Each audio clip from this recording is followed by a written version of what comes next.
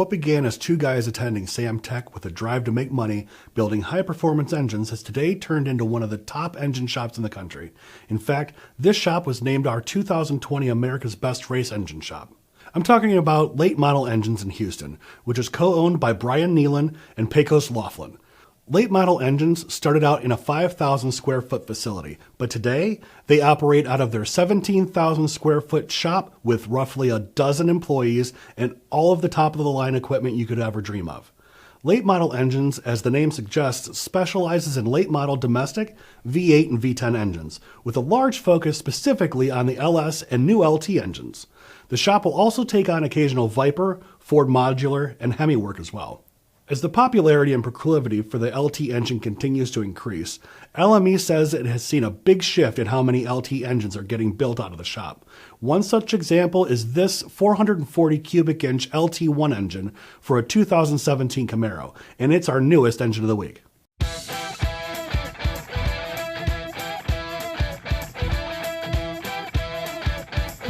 Engine Builder's Engine of the Week is sponsored by Pengrade. Precision, performance, Pengrade. Always the original green oil.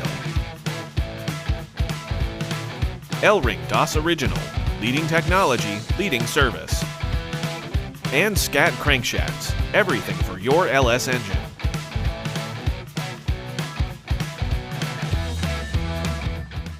Hey everyone, I'm RJ Polk for Engine Builder, and today we're discussing Late Model Engines' build of a LT1 engine for a street strip Camaro application. The engine is direct injection and is naturally aspirated with a 14:1 compression. The customer plans to run the engine on E85 fuel. Here's Bryan to tell you more. The customer came to us, they called up and said, hey, I'm looking to build a naturally aspirated LT1 engine.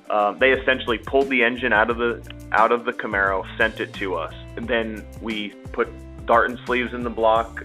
So it's a 4/185 bore, and we ran a 4-inch stroke crank, 6/125 rods. It's a custom diamond piston. We put a nice ring pack in it. It's like an 043 3mm ring pack, gas ported, all the normal stuff. We did a solid roller valve train on it, so it's a cam motion billet core cam. It's got the 33% fuel lobe on it. It's 750 lift. It's like 250, low 250s at 50 on the duration. We ran a set of T&D roller rockers. It's a PSI spring, titanium retainer, all that, machine locks and locators. The engine also has LME's CNC-ported big valve heads, which the shop takes the production LT1 cylinder head and replaces the intake seats with larger intake seats. Today, LME utilizes its own head design based off of Edelbrock castings. We run a 2200 intake, so it has a 2200 titanium intake as opposed to the 2.125 stainless intake valve from the factory. It has our CNC porting that does the intake, exhaust, and chambers. We hand blend that all in. Heads are pretty killer. This particular engine uses a production block, production oil pan, and production cylinder heads, but everything else is changed out. It also features a couple of LME's own products too. The shop deletes the variable valve timing on the engine because the phasers can fluctuate at higher RPM and higher boost levels. Once the VVT is gone and that phaser is eliminated, LME runs a LSA engine single bolt cam gear. The shop also designed and machined a billet front cover for this engine for a wet sump application. What that does is it puts the cam sensor in the correct location. One of the features of our front cover is it has an O-ring that goes on the back of the front cover as well as on the bottom where it would seal on the oil pan.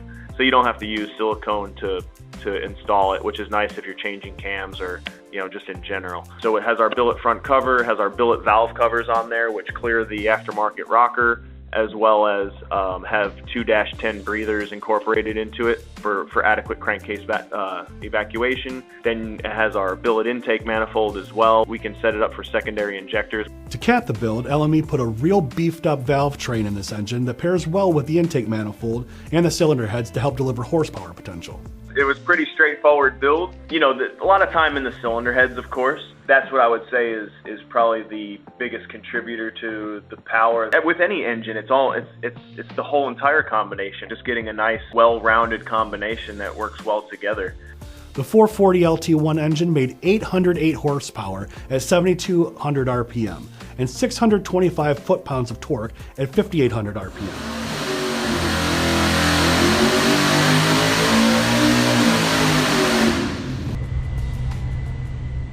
This 2017 Camaro will now be blistering down the track. That does it for this episode of Engine of the Week. Thanks to our sponsors, Pengrade, Scat Crankshafts, and Elring. Please like, comment, and subscribe if you haven't already. And if you have an engine you'd like to see featured, please email our editor, Greg Jones, at gjones@babcocks.com. Thanks for watching.